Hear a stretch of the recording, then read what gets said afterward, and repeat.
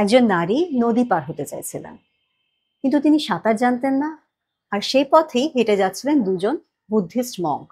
তো তিনি সিদ্ধান্ত নিলেন যে এই মঙ্কদের কাছে তিনি সাহায্য চাইবেন নদীটি পার হবার জন্য।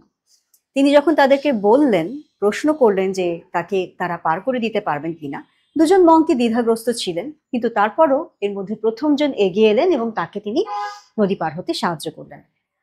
পরবর্তীতে দ্বিতীয় যিনি মঙ্ক, তিনি প্রশ্ন করতেই থাকলেন যে কেন এই কাজটা করা হলো, কারণ তিনি জানতেন যে এটা তাদের নীতি বিরুদ্ধ।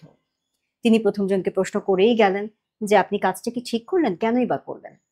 প্রথমজন অনেকবার এড়িয়ে যাবার চেষ্টা করেও শেষ পর্যন্ত উত্তর দিতে বাধ্য হলেন, এবং তার উত্তরটা ছিল এরকম: ভাই, আমি তাকে নদীর পাড়ে রেখে এসেছি, তুমি তাকে এখনো বহন করে চলছো নিজের কাঁধে।